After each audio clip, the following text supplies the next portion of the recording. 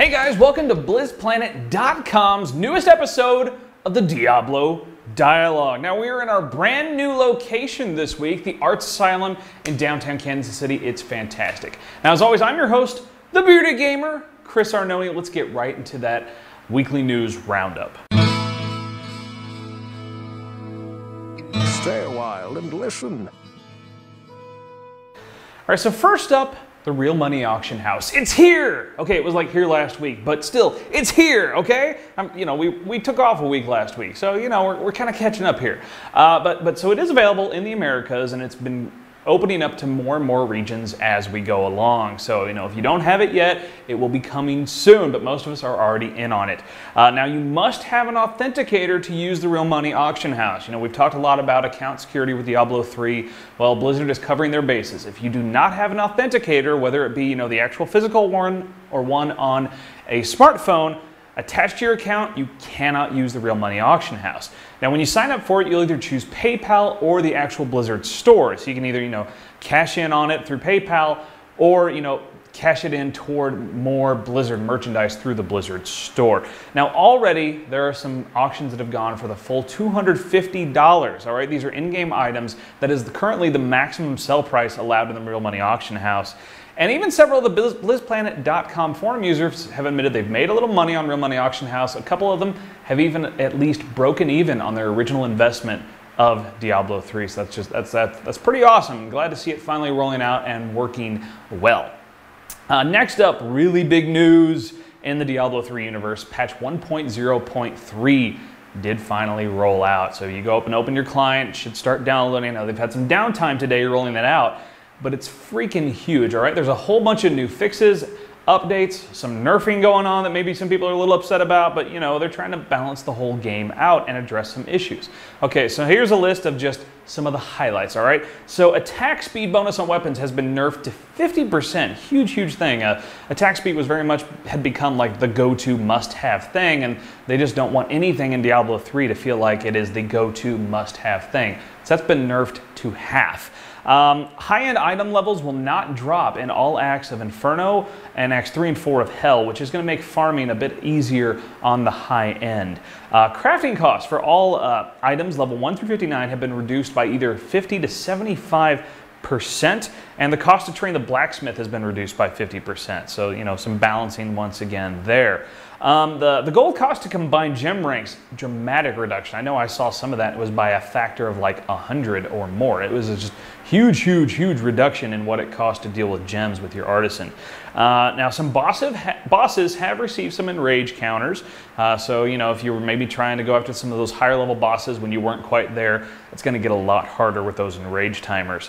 And finally, damage from monsters in Acts 2, 3, and 4 in Inferno have been reduced. So they have, sort of nerfed Inferno a little bit for people. So next up, I'm going to talk about, piggybacking on that nerfing of Inferno, the very first Inferno hardcore Diablo kill worldwide was registered. Now there was a little bit of controversy at first over this. Now the night before this new patch dropped, which like I said, nerfed Inferno, it was registered that these two gamers named, I'm going to probably butcher their names, but Criparian and Crippy, went through the entire Act 4 in about 10 hours. Now that included some practice runs on some softcore modes to farm some better items. But there was some controversy because shortly after the clear, Bashiok went on Blizzard's forums and said it was not the world's first. It had been done before. Well, he then checked into it when he went back to work at Blizzard, found out no, he was wrong.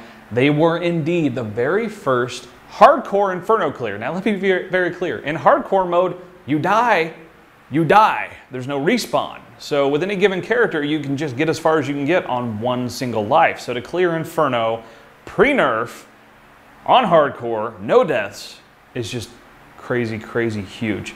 So not only is this the world's first Inferno hardcore clearing, it will be the world's only Inferno hardcore clearing before the recent 1.0.3 patch that nerfed Inferno. So that's just huge deal. But we're going to go right from this into a question. So, after Crip and Crippa, and like every other world first, have done this clearing of Hardcore Inferno, all right? Now, they worked as a team, like all the other ones. They did some farming on gear, so you farm in lower difficulty levels, bring that gear over into your Hardcore Inferno difficulty level, and some other controversial tactics. How big a deal do you think this accomplishment is? Is it just huge to get that Hardcore Inferno clear, particularly before the patch? Do you just think it's really not a big deal at all because there's still so many balance issues possibly there, some controversial tactics, things like that? We want to know what you think, so throw that down in the comments, right here on YouTube, and we'd love to see what you think. Now, not quite done here, all right? We got one more thing I want to talk about. This is it's called Mario Marathon, and for those Blizzplanet faithful, Blizzplanet has been involved with Mario Marathon for the last 3 years in a row. Now, it's a charity event where these guys in Indiana, they get together and they play various Mario games. They live stream it for 5 straight days, 24 hours a day, in an effort to raise money for the Child's Play charity. Child's Play charity is, of course, formed by the guys behind Penny Arcade, and it helps to provide video games and entertainment to terminally ill children in hospitals. Wonderful, wonderful charity. I know I've done some work with Movember,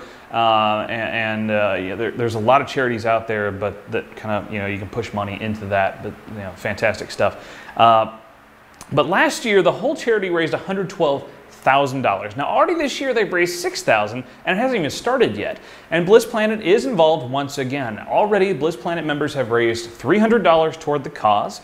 You can go to blizzplanet.com. There's a link on the right side to go to it. Also, in the show notes on this show, once again, that link will be right there so you can go and donate some money to this great, great cause. You can, of course, watch those guys play practically every Mario game under the sun for 5 straight days. It's actually pretty fun to watch, pretty cool, and, it's a great, great cause. So, all right, that about does it for this time. So, as always, while you're on YouTube here, throwing down some comments, awesome stuff, check out Bearded Gamer Show, my show, everything, comics, beards, video games, all that stuff.